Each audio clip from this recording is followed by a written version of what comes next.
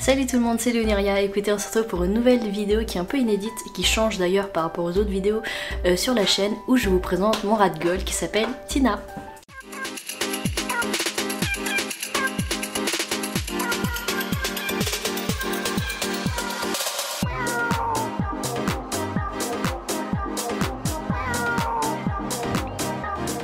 Alors Tina c'est ce petit chaton là.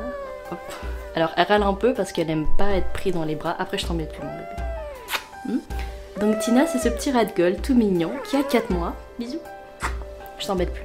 Elle connaît pas encore, du moins elle reconnaît pas encore son prénom. Normalement elle s'appelle Wizme, donc on est l'année des UVWXYZ, si je dis pas de bêtises. Et voilà, son nom initial c'était Wizme. J'ai préféré Tina, me demandez pas pourquoi, mais je trouvais ça mignon. Elle est née le 4 août, du moins le 8 août pardon 2024, je triche un peu, j'ai son carnet de vaccination, son carnet de santé avec moi, je l'avoue. Et donc c'est un ragdoll, la robe pardon, c'est un Seal Tabby Color Point Mitted, voilà. Donc c'est couleur crème. Donc elle a les oreilles un petit peu plus foncées, le museau aussi. Les pattes, elle a des petites pattes blanches, des chaussettes. Hop, là les pattes arrière c'est plutôt blanc. C'est couleur crème, c'est pas vraiment blanc, c'est plutôt crème. Et Tina, franchement, ça confirme l'image qu'on a des ragdolls, c'est-à-dire... Alors attendez, elle est en train de jouer avec un câble HDMI. Elle adore tout ce qui est fil, tout ce qui est plumeau, c'est un chaton, c'est normal. Donc je disais, elle est couleur crème. Et elle confirme effectivement l'image que l'on a et que l'on garde du ragdoll, à savoir une petite chatte qui est très douce, qui franchement fait aucune preuve d'agressivité. C'est très rare qu'elle griffe, du moins, enfin quand je dis c'est très rare, elle nous a jamais griffé, sauf pour jouer entre guillemets, mais elle faisait pas attention. Elle a jamais vraiment osé, du moins arrondi son dos là pour montrer qu'elle n'était pas contente, elle nous a jamais craché dessus. Ça fait d'ailleurs une semaine qu'elle est chez nous, cette petite louloute.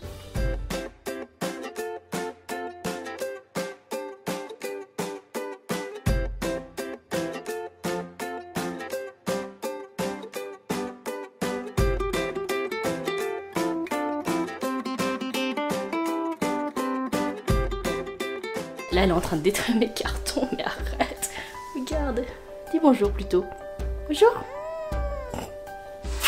En vrai, elle est très mignonne. Elle est hyper douce, elle est hyper attachante. Elle perd pas du tout ses poils, contrairement à sa maîtresse qui perd beaucoup ses cheveux.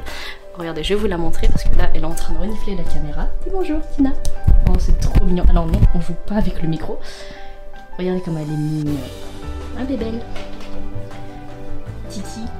Bon, elle reconnaît pas encore son prénom, mais elle commence à nous reconnaître, nous en tout cas. Bonjour. Donc elle pense qu'à jouer cette petite louloute. Elle miaule pas du tout. Dans la journée, elle est hyper calme. Vraiment, elle a rien détruit pour l'instant. Les seules choses qu'elle a détruit, entre guillemets, qu'elle a détruites, c'est des lacets. Voilà, pour vous dire. Mais je vous dis, elle kiffe sa boîte Tefal. Elle est marrante parce qu'elle nous suit partout. C'est vraiment le schéma du chat-chien. Le ragdoll est souvent appelé chat-chien. Et effectivement, la petite louloute. Alors, certes, on peut se dire, oui, mais elle vous suit partout parce qu'elle vient d'arriver chez vous, donc elle connaît pas les lieux. Effectivement, on est dans une grande maison, entre guillemets. Et elle, par rapport à son point de vue, c'est vrai que la maison est très grande. Mais par contre, elle nous suit partout. Voilà, je vous mets des photos, je vous mets des vidéos, vraiment tous les matins, tous les après-midi, tous les soirs. On va dans la cuisine, elle va nous suivre. On va aller se laver les dents, on va aller se laver, elle va nous suivre. Au point de vous dire, quand on se lave, mesdames et messieurs, elle se met sur le rebord de la salle de bain, elle nous regarde et elle attend. Quand on va manger, alors... Elle mange pas beaucoup toute seule, elle commence ça y est petit à petit, mais au début c'est vrai qu'elle attendait qu'on mange dans la cuisine ou qu'on fasse de la cuisine ou de la vaisselle ou autre chose dans la cuisine pour se mettre à manger avec nous. Elle osait pas trop boire, donc on lui a montré un peu la gamelle d'eau. On a essayé avec une fontaine à eau, donc elle a commencé à boire un petit peu et puis finalement ça y est, elle a compris que même dans un bol d'eau ou dans la fontaine à eau mais qui est pas activée, il y avait de l'eau, donc elle commence petit à petit à prendre ses repères. Elle miaule que quand elle veut venir nous chercher pour aller jouer ou quand on la prend dans les bras, ça elle aime pas trop. Je sais pas si vous avez entendu du coup. C'est un chat qui communique beaucoup mais qui miaule pas systématiquement, donc ça va. En termes de câlin, elle peut venir demander, voilà. Mais généralement elle le fait comprendre. Quand elle vient s'asseoir à côté de nous, c'est qu'elle veut jouer. où quand elle nous appelle, comment dire, je repense à une scène en fait hier soir, quand elle nous appelle pour aller dormir, elle s'assoit, mais elle s'assoit dos à nous, en mode je vous écoute pas, ça fait un peu cet effet, je vous écoute pas, mais venez, il faut aller dormir. Voilà. Tu confirmes ou pas? Regardez, elle joue avec... Ah ouais, alors là t'évites de faire tes griffes sur mon ampli, par contre. Ça, les griffes, elle a encore du mal à comprendre où est-ce qu'il faut les faire, parce qu'on lui a acheté un griffoir, il y a des griffoirs sur son arbre à chat, et madame, elle a du mal encore à comprendre. Hein? Qu'est-ce que t'as à dire pour ta défense? Vas-y.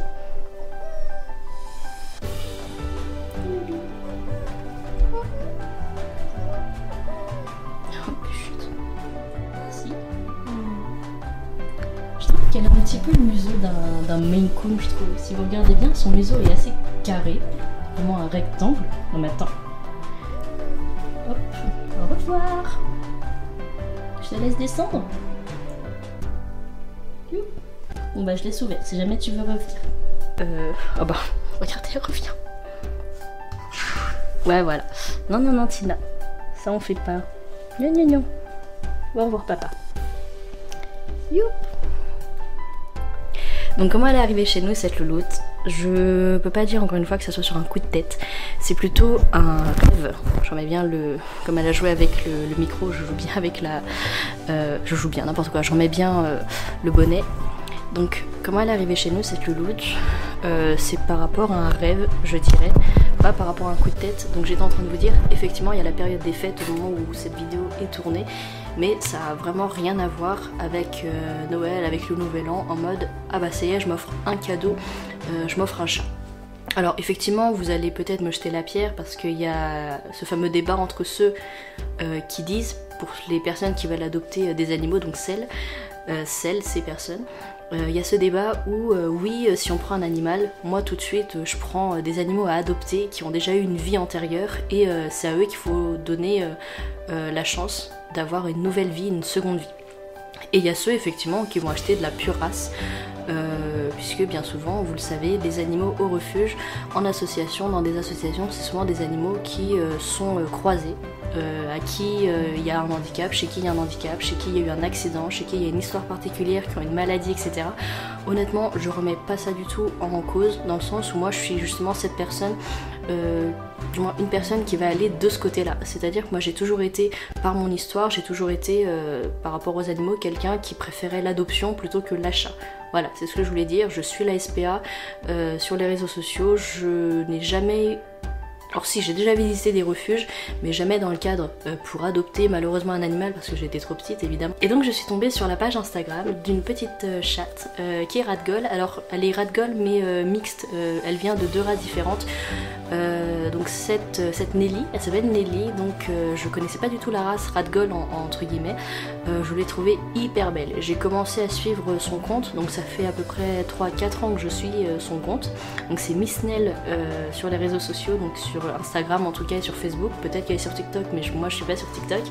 Et donc le monsieur qui est le propriétaire de Nelly, donc du moins il a aussi un Bengale et il a aussi une petite chatte qu'il a adoptée, qu'il a trouvée dans la rue. Voilà, donc ça a été un peu ma source d'inspiration si je peux dire. En tout cas c'est grâce à Nelly que je connais du coup cette race de ragdoll, et effectivement en regardant c'est quoi la description de la race, le caractère, les soins, l'alimentation, la santé, etc. C'est vraiment une race qui peut me correspondre, puisque moi à la base j'étais plus chien que chat, et avec le temps et avec les aléas de la vie, bah finalement je me suis dit ok, donc pourquoi pas un chat pour commencer. Donc comment je me suis retrouvée avec Tina? Et bah écoutez, je me suis dit on n'a qu'une vie. Voilà, honnêtement vous avez le droit de me jeter la pierre, mais je me suis dit on n'a qu'une vie, j'ai envie au moins une fois dans ma vie d'avoir une race que j'aime bien, que je peux choisir entre guillemets, même si quand on va dans des associations, dans des refuges, on peut choisir son chat aussi, ou le chat vous choisit, en ce qui concerne les chats, mais c'est pareil pour tous les animaux d'ailleurs. Voilà, fais-toi plaisir pour ton premier chat, choisis. Et effectivement, j'ai fait ma mauvaise élève, je suis allée sur un site d'annonce que je ne citerai pas, et je suis tombée sur la photo de With Me, donc de cette petite Tina, j'ai tout de suite craqué sur la photo. Alors bien évidemment j'ai lu toute la description de l'annonce, on fait très attention parce que le site en question, vous le savez comme moi, il y a pas mal d'escrocs, de fraudes, on sait pas sur qui on peut tomber derrière l'annonce. Donc j'ai pris le temps de bien regarder les photos, de bien lire l'annonce, j'ai pris le temps aussi de discuter avec la personne qui avait Tina, donc With Me, qui avait Tina, et il s'avère en fait que c'était une dame qui fait de l'élevage depuis un petit moment, alors petit moment je vais pas dire un petit moment, mais qui fait de l'élevage mais familial, c'est-à-dire qu'elle a le papa, la maman, et elle faisait des portées tous les 2 ans je crois, elle m'avait dit, en tout cas pas tout le temps, voilà, donc pour laisser un peu reposer la femelle, on va dire ça comme ça. Cette dame elle avait eu une portée donc de chatons et il lui restait plus que des femelles. Donc moi je cherchais en fonction d'une certaine gamme de prix, je cherchais aussi selon des critères précis mon chaton. Moi je suis sur région parisienne, la dame qui proposait Tina, elle devait remonter sur Paris pour le travail. J'ai vu Tina qui était dans son sac de transport, un espèce de sac à dos, moi je appelle ça un sac à dos à bulles, mais vous savez les sacs à dos où vous voyez l'intérieur du sac avec une vitre entre guillemets, hein, un côté transparent du sac, donc vous pouvez voir le chat à l'intérieur. En fait au début je l'ai pas vu tout de suite parce que je cherchais la dame puisqu'on s'était donné rendez-vous et après avoir fait les présentations etc, j'ai effectivement regardé Tina qui était dans le sac et la dame tenait le sac à dos par l'avant si vous voulez, donc elle avait les anses ici et là il y avait tout le sac à dos, donc j'ai été très surprise, hein. Première chose que j'ai dit à la dame c'était oh elle est vraiment petite. Alors en fait moi je me rendais pas compte que c'était 4 mois pour un chaton et sur les photos en fait elle paraissait plus grande, mais honnêtement ça ne me dérangeait pas. D'ailleurs elle a toujours sa petite taille toute mignonne là, donc je sais pas ce que ça va donner quand elle sera grande, si elle sera un peu plus grande en termes de hauteur ou pas. Mais en tout cas voilà, j'ai vu Tina, je réalisais pas en fait ce qui m'arrivait, c'est ouais ça y est j'ai le chat, et je peux vous dire que j'ai stressé à mesure qu'on arrivait au jour J concernant le rendez-vous, j'ai stressé un peu, je me disais oh, je vais avoir un chat là dans tel jour, dans telle heure, à telle heure, etc. Tu te rends compte demain on y aura un chat ici, donc j'étais assez stressée en fait de recevoir ce chaton parce que j'avais du stress, mais c'était plus du stress de joie en fait, j'avais hâte qu'elle soit là, et puis après j'ai déjà eu un chat, mais c'est vrai que au jour le jour, on se rend vraiment compte de ah ouais faut penser à ci, ah ouais faut faire ci, faut faire ça, etc. Donc voilà comment Titi est arrivée chez nous. Donc Titi, après avoir dit au revoir à sa maîtresse, sa première maîtresse, donc je l'ai prise avec moi, on a repris le chemin direction donc Cergy-le-Haut et en RER évidemment. Et après on a pris la voiture pour gagner la maison. Voilà, donc Titi, ses premiers jours, Titi, donc Tina, ses premiers jours, du moins ses premières minutes, avant de parler de jour, ses premières minutes, on lui avait consacré une pièce voilà, c'est une pièce qui nous sert de buanderie en fait, si vous voulez, il y a quoi, il y a le sèche-linge, la machine à laver, il y a la table à faire à repasser, la table à repasser du moins. Et en fait on avait, du moins j'avais déjà préparé sa pièce entre guillemets, on s'était mis d'accord avec mon conjoint en disant c'est sa pièce, mais j'avais déjà préparé le terrain en lui achetant la litière, en lui achetant également des jouets pour pas qu'elle soit trop perdue, en lui achetant un lit aussi qu'elle n'utilise pas, mais c'est pas grave. Et voilà, il fallait qu'elle comprenne que c'était sa pièce, qu'on viendrait pas l'embêter parce que c'est pas une pièce nous où on se rend régulièrement, sauf pour tout ce qui est linge évidemment. Et tout de suite quand vous accueillez un chaton, la première réaction que votre chaton peut avoir, déjà en plus du stress du voyage, c'est que ce chaton part en courant, qu'il aille se réfugier je ne sais pas où. Et en fait Tina, pas du tout, on a ouvert son sac, on l'a posé par terre, on a ouvert le sac dans sa pièce, on avait fermé les portes tout, et Tina commençait à explorer, à renifler un petit peu partout les différents recoins, elle s'est cachée derrière la machine à laver, et puis voilà, au bout de 2 heures, 1h30, 2 heures, comme elle commençait aussi à miauler parce que au début on est resté pas mal avec elle dans la pièce, et après nous on avait des choses à faire donc on l'a enfermée pour qu'elle s'habitue un peu à la pièce. Au passage j'ai acheté aussi une prise Felinway là, pour la tranquilliser pardon. Vous savez cette prise où soi-disant ça diffuse des phéromones, je sais pas comment dire, pour la tranquilliser, pour réduire le stress par rapport au voyage, par rapport à un déménagement, pour éviter entre guillemets qu'elle soit trop dépaysée. Et en fait, au bout de 1h30, 2h, même quand on s'en allait, avant qu'on la lâche entre guillemets dans la maison, même quand on s'en allait, elle commençait à miauler parce qu'elle voulait sortir avec nous. Donc on s'est dit bon bah si elle veut sortir, on va la laisser sortir. Et elle a commencé à explorer petit à petit la maison. Au début, elle avait du mal à comment dire, quand on jouait avec elle, elle voulait pas quitter sa pièce. Voilà, c'est normal.